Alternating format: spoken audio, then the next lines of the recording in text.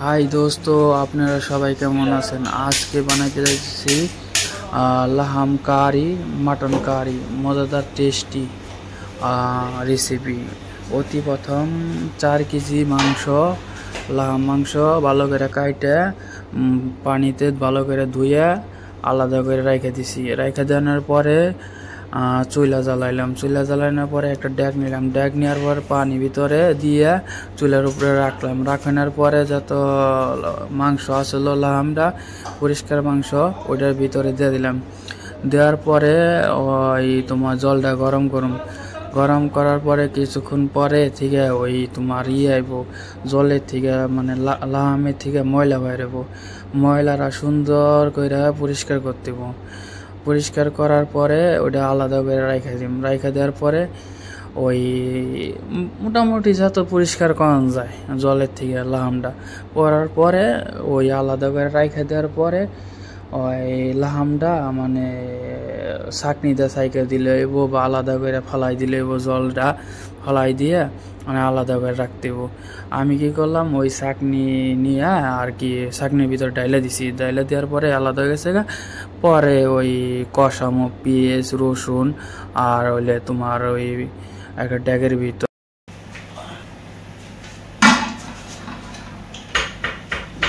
দিলাম পেঁয়াজ আর হইলে রসুন।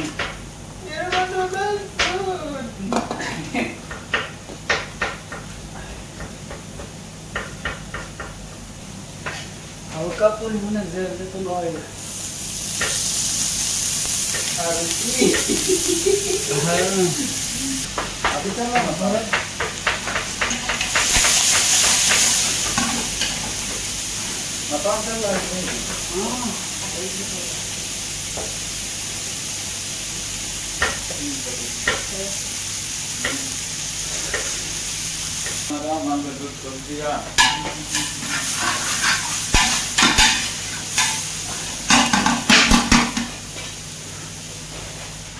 তারপরে দিলাম মশলা, 5-6 মশলা হাত সাথে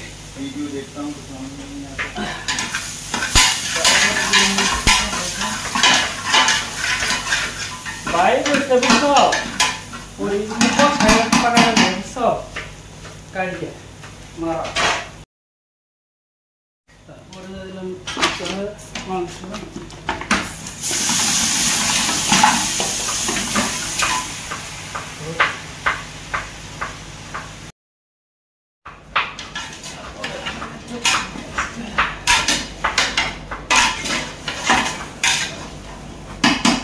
भाई का सब्जी कब बनाएगा? टोमेटो पेस्ट,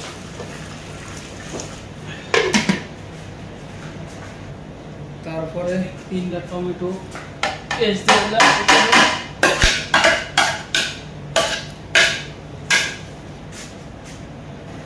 তারপরে পরিমাণ মতো লবণ দিলাম আইডিয়া করে। দিলাম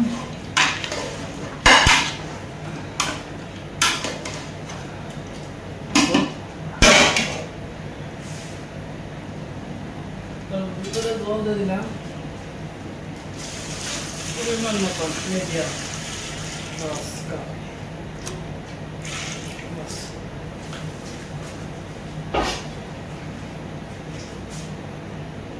তারপরে একটা নাড়া নিয়ে আমার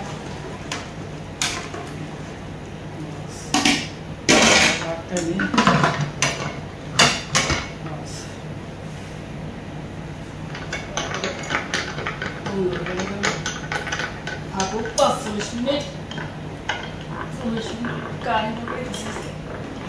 থাকুক। তারপর এটা থেকে 40 মিনিট পাকার লাগবে পুরাপুরি।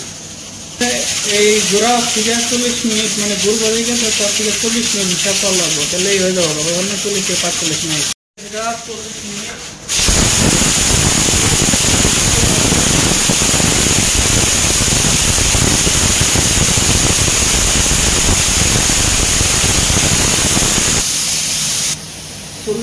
পরে খুললাম,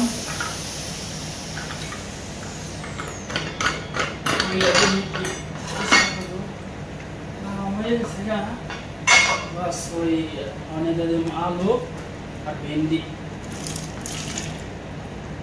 तो रख दी अब इसको तब रखना है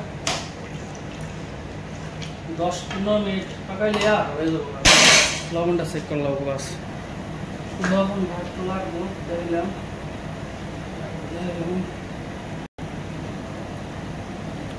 तेलाते থাকুক একটু পাকতে থাকুক 10 মিনিট আর পাকাইতে লাগবো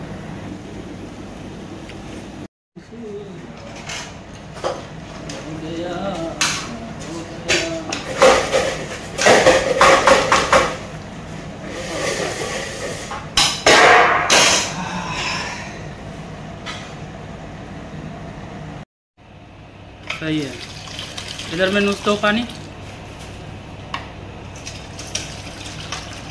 अब है ना लहम वो जो